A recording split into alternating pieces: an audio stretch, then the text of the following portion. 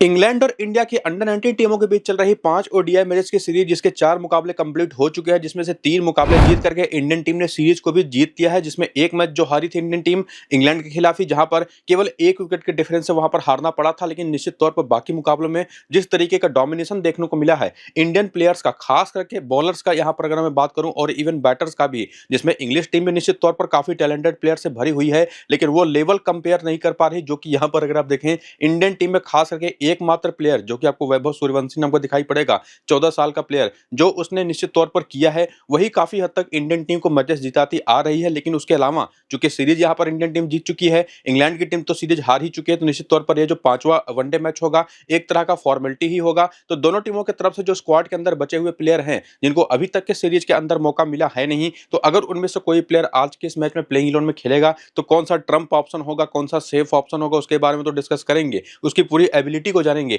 बाकी जो प्लेयर खेले भी हैं उसमें भी कुछ ऐसे प्लेयर हैं जिन्होंने अभी लास्ट मैच में 3-3 विकेटें ली हैं, लेकिन स्टिल वो किसी की टीम में अपनी जगह बना नहीं पा रहे। फैंटेसी की टीम में उसको किसी ने उसको अपनी टीम में लिया नहीं है, जबकि वो बैटिंग भी ठीक ठाक कर लेता है। तो ऐसे कौन से डिफरेंशियल ऑप्शंस होंगे, जो कि आपको मैंने पिछले वीडियो में भी बताया था, चाहे वो जैक होम हो, चाहे वो सेबेस्टियन मॉर्गन हो, तो ऐसे ही कुछ बाकी और ऑप्शंस बचे हुए हैं दोनों टीमों की तरफ से, जिनके बारे में हम डिस्कस करेंगे। पिच रिपोर्ट को भी जानेंगे, जबकि यह मैच 7 जुलाई को शाम को 3:30 बजे से एक बार सिमिलर वही टाइम जो पिछला मैच हुआ था न्यू रोड वॉर्सेस्टर के मैदान पर, जहां पर पिछला मैच हुआ था। और पिच रिपोर्ट की अगर हम बात करें, चूंकि हम मैदान के नाम की बात कर ही रहे थे, तो सिमिलर अब लगभग इंग्लैंड के अंदर, पूरे इंग्लैंड के अंदर जनरली अगर आप देखें तो सिमिलर टाइप की पिचेस रिसेंट टाइम में देखने को मिलती है, खास करके जब वहां पर गर्मी का सीजन चल रहा हो। और जो 3:30 बजे का यहाँ का इंडियन स्टैंडर्ड टाइम के हिसाब से जब में मैच स्टार्ट होगा, तो वहां के लोकल टाइम के हिसाब से सुबह 11 बजे मैच स्टार्ट होगा। और सुबह के जब मैचेस होंगे, पिच इंग्लैंड की होगी, तो पिच तो निश्चित तौर पर लाल मिट्टी की होती है, बाउंड्रीज भी छोटी होती है, जो बैटिंग के लिए बहुत अच्छी होगी पूरे मैच के दौरान। लेकिन वहां पर 2 ऐसे फेज आएंगे,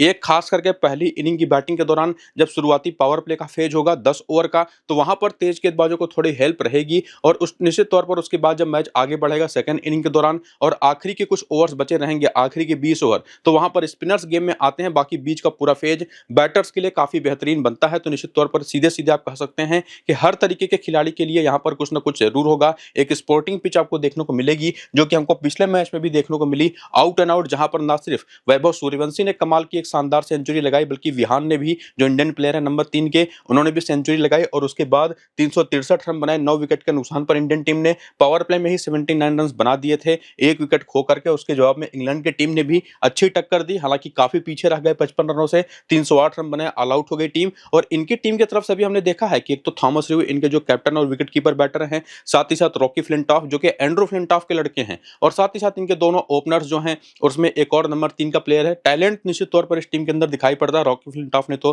पिछले मैच में सेंचुरी भी लगाई। तो 308 रन बनाए, टीम ऑल आउट हो गई, जहां पर 3 विकेट पेस और 4 विकेट स्पिन ने ली। और निश्चित तौर पर इंडियन स्पिनर्स चाहे किसी भी इनिंग में बॉलिंग करेंगे, वो आपको विकेट लेते दिखाई पड़ेंगे, स्टैंडर्ड उनका काफी बेहतर है। तो ये जो पिछला वाला मैच इसी ग्राउंड पर चौथा ओडीआई मैच खेला गया, उसको भी इंडियन टीम ने जीत करके सीरीज को तो जीत ही लिया। और साथ ही साथ अगर हम बात करें 5 और वनडे मैचेस यहाँ पर अंडर 19 के जो खेले गए हैं, जहां पर इंडियन टीम भी यहाँ पर एक और बार खेल चुकी है 2019 में इंग्लैंड के ही खिलाफ, उस मैच को भी इंडियन टीम ने 5 विकेट से जीता था। तो ओवरऑल इन 6 के 6 मैचेस के स्कोर कार्ड को देखने के बाद वही आपका निश्चित तौर पर एक कंक्लूजन निकलेगा इस पिच रिपोर्ट को लेकर के, जो आपको मैं डिस्कस ऑलरेडी कर चुका हूं।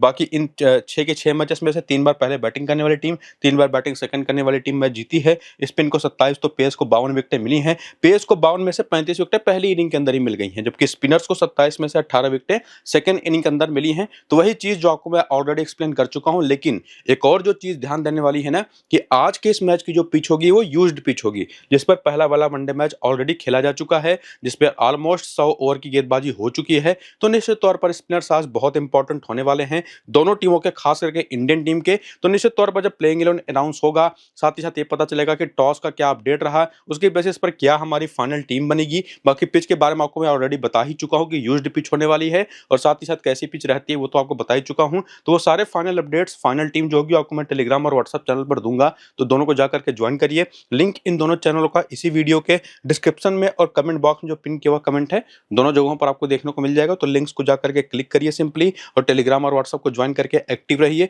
ताकि फाइनल टीम और सारे बाकी फाइनल अपडेट्स आपको वहां पर मिल पाए। बाकी अब देखते हैं यहाँ पर प्लेइंग 11 और बैटिंग ऑर्डर। सबसे पहले आपके सामने है इंग्लिश टीम, जिनकी तरफ से निश्चित तौर पर चेंजेस होंगे, और जो चेंजेस हो सकते हैं उसके बाद भी बैटिंग ऑर्डर क्या हो सकता है वो भी आपको मैं बता दूंगा। जिसमें अगर आप देखें तो बेन डॉकिंस तो ओपन कर रहे हैं लगातार, और पिछले वाले मैच में इसाक मोहम्मद को बाहर बिठाएगा, ये भी एक ओपनर ही थे, और अगर प्लेइंग 11 के अंदर आते हैं तो ओपन ही करेंगे, ये बात भी पक्की है। बाकी जोसेफ मोरेस इसके पहले नंबर 5-6 पर बैटिंग कर रहे थे, इनके बारे में भी इसी सीरीज के दौरान जब मैं वीडियोस कवर कर रहा था तो पीछे आपको मैंने बताया था कि कई बार ओपन करने आते हैं, और पिछले मैच में ओपन करने आए, हाफ सेंचुरी लगा दी, और कभी कभी ये बॉलिंग भी कर जाते हैं, ये बात भी ध्यान रखिएगा।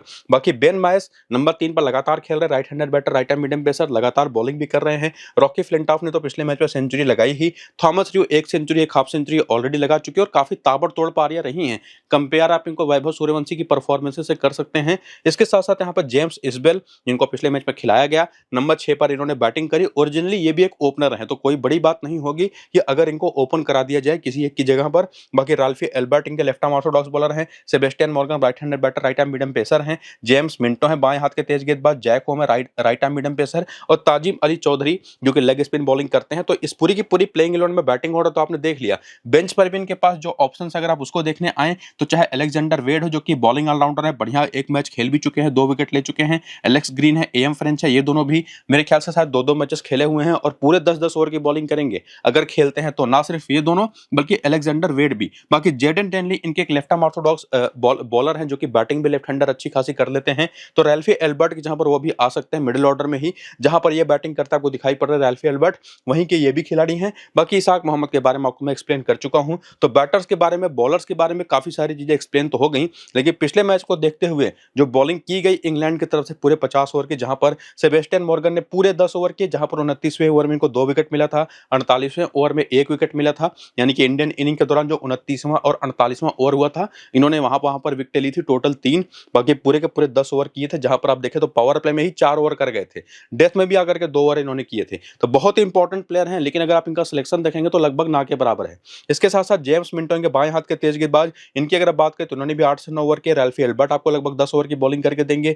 जैक होम भी 8 से 10 ओवर की बॉलिंग करके देंगे। ताजिम चौधरी अली जो पिछले मैच में विकेट तो नहीं ले पाए, लेकिन स्टिल इन्होंने भी पूरे 10 ओवर किए। बाकी बेन मायस ने, ये जो जेम्स मिंटो और जैक होम के 2-2 ओवर कटे थे, वो कटे थे, गए थे बेन मायस के पास, जिन्होंने 22वां, 24वां, 26वां और 28वां ओवर किया था। 28वें ओवर में विकेट भी लेकर के गए थे। तो टोटल 4 ओवर इन्होंने किया था। तो पूरा का पूरा प्लेयर का रोल जो होता है एज ए बॉलर, वो तो आपने समझा, बैटिंग ऑर्डर आपने देखा, लेकिन परफॉर्मेंसेस भी देख लें। 4 मैचेस ऑलरेडी हो चुके हैं, तो वो भी आपके सामने यहाँ पर आ चुके हैं, जिसमें देखेंगे कि बेन डॉकिंस, जिन्होंने पिछले 2 मैचेस में back to back half centuries लगाई हैं और इसी वजह से लगभग ये सभी की टीम में रहेंगे, और निश्चित तौर पर एक शानदार ऑप्शन है। काफी कॉन्फिडेंट प्लेयर दिखाई पड़े हैं। ना सिर्फ इस सीरीज में 2 हाफ सेंचुरी है, इसके पहले भी काफी अच्छे फॉर्म में रहे थे। इसके साथ साथ जोसेफ मोरेस जो पहले नीचे बैटिंग कर रहे थे तब तो नहीं चले, लेकिन पिछले मैच में जैसे ही ओपन किया, शानदार शुरुआत अपने टीम को दिलाई। इन्होंने भी 52 रन की पारी खेली और अच्छे टैलेंट आए हैं। इसके पहले भी अगर आप देखें ना, ये जो 59 की पारी है, 51 की पारी इन्होंने ओपन करते हुए खेली है। जब ये ऊपर बैटिंग करने आते हैं तो अलग ही प्लेयर दिखाई पड़ते हैं। बाकी बेन मायस की बात करें तो बल्ले से 16, 27 और 31 की 3 पारियां हैं। बाकी पिछले मैच में खाता नहीं खुला, लेकिन बॉलिंग करते हुए अगर आप देखें तो अभी तक के 3-4 मैचेस में जो बॉलिंग की है इन्होंने, विकेट एक ही है, लेकिन यूटिलिटी इनकी काफी अच्छी बन जाती है एज ए प्लेयर। और अगर आप देखें तो बेन मायस को लेकर के लोग कंफ्यूज रहेंगे, सिलेक्शन परसेंटेज थोड़ा सा लो है, लेकिन एक अच्छे ऑप्शन आपके लिए हमेशा रहेंगे। बाकी रॉकी फ्लिंटॉफ हो गए, थॉमस ड्रू हो गए, ये 2 टॉप परफॉर्मर्स हैं अपनी टीम की तरफ से इस सीरीज के दौरान। अगर आप देखें तो रॉकी फ्लिंटॉफ ने पिछले मैच में सेंचुरी लगाई, एक हाफ सेंचुरी भी ऑलरेडी लगा चुके हैं, और एक 16 और 39 रन की भी पारी खेल चुके हैं। तो परफॉर्मेंस तो जबरदस्त रही है। बाकी थॉमस ड्रू जो इनके विकेट कीपर कप्तान बैटर हैं, इनकी बात करें तो उन्होंने 131 की एक पारी खेली, 176 की पारी खेली है। बाकी 2 मैच में तो नहीं चले, लेकिन निश्चित तौर पर दिखाया है इन्होंने कि ये भी काफी बढ़िया टैलेंट इस टीम के पास है। बाकी जेम्स इजबेल को पहली बार मौका मिला तो 2 रन बना के आउट हो गए। उसके पहले डोमेस्टिक सीजन का अच्छा गया है, तो निश्चित तौर पर एक ट्रम्प ऑप्शन होंगे अगर खास करके इनको बैटिंग ऑर्डर में ऊपर मौका मिलता है तो ये चीज आपको ध्यान में रखनी है। हालांकि यहां पर भी आकर के अच्छी बैटिंग कर सकते हैं, इसमें कोई बड़ा समझने वाली बात तो है नहीं, लेकिन साथ ही साथ रैल्फी एल्बर्ट जो बॉलर के तौर पर अगर आप देखें तो केवल 2 ही विकेट ले पाए हैं, कुछ खास कमाल कर नहीं पाए हैं। और ज्यादातर लोग देखेंगे ना, तो कुछ लोग आप देखेंगे तो बेन मायस के साथ जाएंगे, कुछ लोग रैल्फी एल्बर्ट के साथ जाएंगे। इन दोनों के बीच में काफी हद तक कंफ्यूजन लोगों के दिमाग में रहेगा। लेकिन आपको मैं बता दूं कि अगर सेकंड इनिंग की बॉलिंग है तो निश्चित तौर पर वहां पर आप रैल्फी एल्बर्ट को ही लेकर के जाइएगा, लेकिन अगर बॉलिंग पहली इनिंग की है, मतलब बैटिंग सेकंड इनिंग की हो जाएगी, तो बेन मायस को लेकर के जाइएगा। ये सीधा सीधा मेरा अपना आपके लिए एक प्रेडिक्शन रहेगा। बाकी सेबेस्टियन मॉर्गन एक ऐसे प्लेयर है जिनको लगभग 20 से 30% के आसपास लोगों ने टीम में रखा है, लेकिन परफॉर्मेंस अगर आप इनकी देखें तो 3 खेले गए मैचेस में सेबेस्टियन मॉर्गन की बात कर रहा हूं, जो बैटिंग भी कर लेते हैं, 8, 10 नाबाद और 20 नाबाद की 3 पारियां भी खेल चुके हैं। पहले 2 मैच में जब बॉलर विकेटें नहीं मिली थी, लेकिन बॉलिंग अच्छी करी थी इन्होंने, ये चीज आपको मैंने पिछले वीडियो में भी एक्सप्लेन किया था। और और उसका इनका नतीजा मिला कि पिछले मैच में मेहनत का फल 3 विकेट लेकर के गए, हमारी टीम में भी थे और शानदार परफॉर्मेंस इन्होंने किया। बाकी जेम्स मिंटो अभी तक वो बॉलर रहे हैं जो 3 मैच में 2 ही विकेट ले पाए, लेकिन इनका भी इम्पैक्ट पूरा रहा है एज अ बॉलर। निश्चित तौर पर एक अच्छे ऑप्शन हो सकते हैं ट्रम्प प्लेयर के तौर पर ये भी। तो देखिएगा डिफरेंशियल ऑप्शन के तौर पर एक तो यहाँ पर सेबेस्टियन मॉर्गन रहेंगे ही, साथ ही साथ जेम्स मिंटो भी रहेंगे। बाकी जैक होम सभी की टीम में 4 विकेट पिछले मैच में लेकर के गए थे, इसके पहले वाले मैच में 3 विकेट और 1 विकेट की 2 परफॉर्मेंस दे चुके हैं। लगभग सभी की टीम में होने भी चाहिए, परफॉर्मेंस काफी शानदार रही है।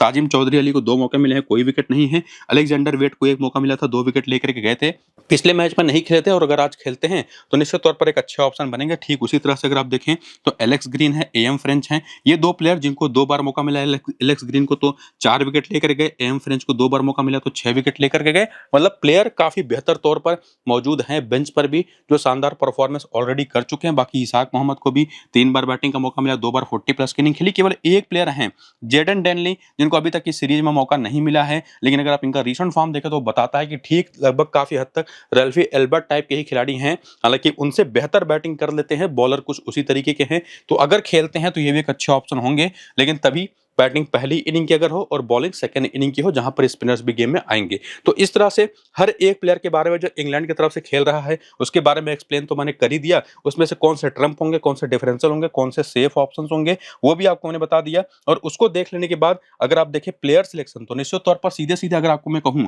तो जैसे फॉर्म में थॉमस र्यू रहे हैं, इनको आपको ड्रॉप नहीं करना है कतई। रॉकी फ्लिंटॉफ भी one of the best option में से एक होंगे। बाकी डिसाइड करना पड़ेगा कि या तो बेन डॉकिंस या तो बेन मायस में से किसी एक को लेकर के जाइए।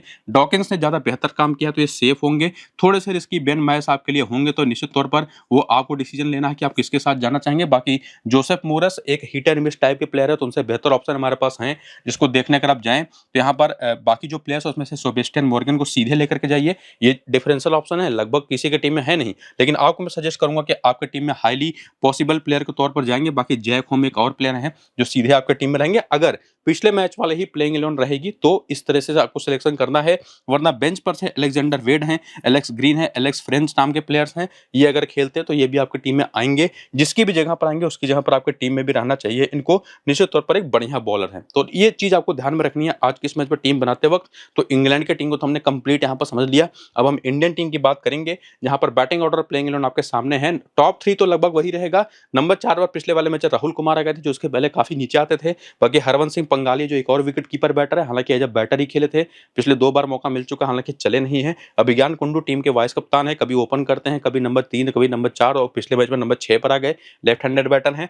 कनिक्स चौहान है, आर एस अम्बरीश है, 2 बॉलिंग ऑलराउंडर्स। इसके साथ साथ दीपेश देवेंद्र है, right hand medium pacer. Yudhajit Guha right hand medium pacer. बाकी Naman Pushpak leg spin bowler, जो पिछले 2 मैचेस से खेल भी रहे हैं और लगभग आपको पूरे 10 ओवर की बॉलिंग करके देंगे। और पिछले मैच में जिस जिस ओवर में बॉलिंग करते दिखाई पड़े थे उसका सारा डेटा यहाँ पर आपके सामने है। 15वें और 46वें ओवर में इनको विकेट भी मिला, टोटल 3 विकेट लेकर के गए थे। इवन विहान मल्होत्रा भी आपको 4 से 5 ओवर की बॉलिंग लगभग हर मैच में कर रहा है, जिन्होंने पिछले मैच में नंबर 3 पर बैटिंग करते हुए सेंचुरी भी ठोकी है। इसके साथ साथ युद्धजीत गुहा 8 ओवर की बॉलिंग पिछले मैच पे, ये भी 9 ओवर की बॉलिंग एक्चुअली अगर आप देखें तो ये भी 8 ही ओवर एक्चुअली, यहाँ पर 8 ओवर की बॉलिंग इन्होंने करी थी। दीपेश देवेंद्र ने पूरे 10 ओवर किए थे। कनिष्क चौहान पूरे 10 ओवर करते दिखाई पड़ेंगे। आर एस अम्बरीश ने पिछले मैच में 8 ओवर किए थे। तो ये कुल टोटल 6 बॉलिंग ऑप्शन थे, जिसमें जो विहान मल्होत्रा को 4 ओवर मिले वो दीपेश देवेंद्र और आर एस अम्बरीश के जो 2 ओवर कटे थे वो मिले।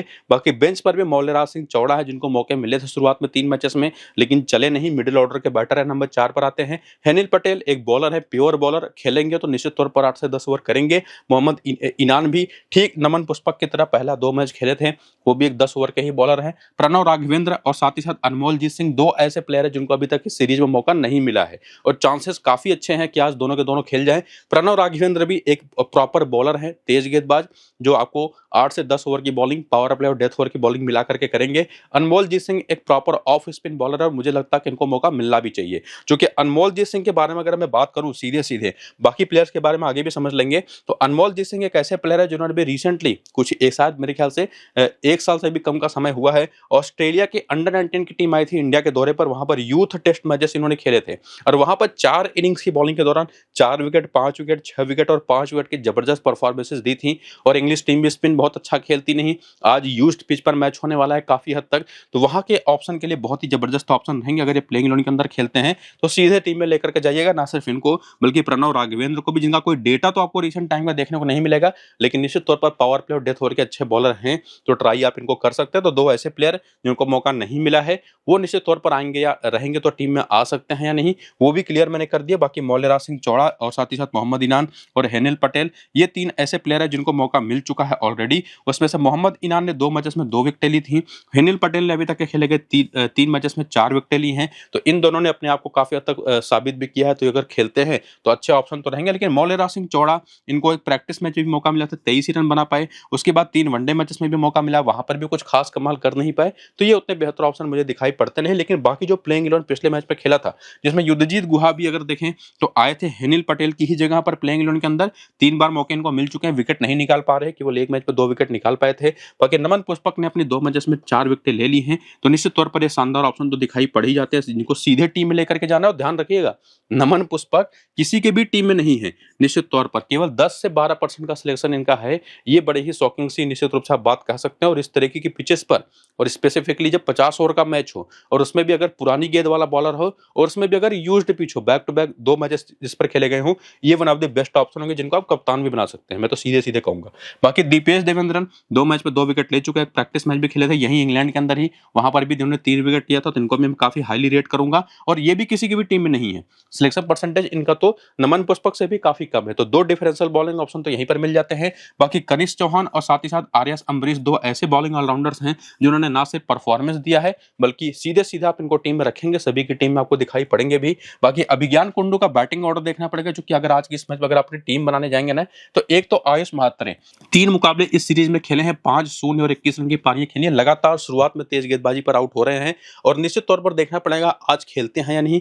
बीच में एक मैच में उन्होंने ब्रेक लिया था, और आज जब आप टीम बनाने जाएंगे तो देखेंगे तो आयुष महात्रे को आधे लोग लेकर के जाएंगे, आधे लोग अभियान कुंडू को लेकर के जाएंगे, और ये दोनों एक्चुअली कप्तान और वाइस कप्तान भी हैं टीम के। लेकिन मेरे हिसाब से निश्चित तौर पर अगर अभिज्ञान कुंडू ऊपर बैटिंग कर रहे हैं तभी आप इनको ट्राई करिएगा, वरना कोई ज्यादा चांसेस इनके है नहीं, बल्कि आयुष महात्रे पर आप भरोसा निश्चित तौर पर बना करके चल सकते हैं। बाकी विहान मल्होत्रा और साथ ही साथ वैभव सूर्यवंशी को लेकर के तो कोई डाउट आपको रखना है ही नहीं, दोनों ने जबरदस्त परफॉर्मेंस दी है पूरे सीरीज के दौरान, और यही दोनों कप्तान है, बस कप्तान के भी one of the safest option होंगे, जिसमें तीसरा ऑप्शन यहाँ पर कनिष्क चौहान का भी, जिनको पिछले मैच में ज्यादा बॉलिंग मिली नहीं, बॉलिंग तो एक्चुअली मिली थी, बैटिंग इनकी आई नहीं थी, 2 रन बनाए, 1 विकेट लिया। लेकिन उसके पहले के 3 मैचेस में अगर आप देखें तो 43 नंबर 3 विकेट, 45 रन 1 विकेट, और 3 विकेट की 3 शानदार परफॉर्मेंस थी। और आज के इस मैच में जैसे पिच मिलने वाली है, तो निश्चित तौर पर, और हालांकि मुझे ये एक चांस लगता है कि अगर कनिष्क चौहान प्लेइंग 11 में खेलेंगे तो अनमोलजीत सिंह के जहां पर आपको बाहर जाते दिखाई पड़ भी सकते हैं, तो ये भी एक बात है, तो ध्यान रखिएगा। बाकी राहुल कुमार है, हरवंश सिंह है, इन दोनों ने मौके मिलने पर ठीक ठाक बैटिंग करी है। हालांकि हरवंश सिंह 2 मैच में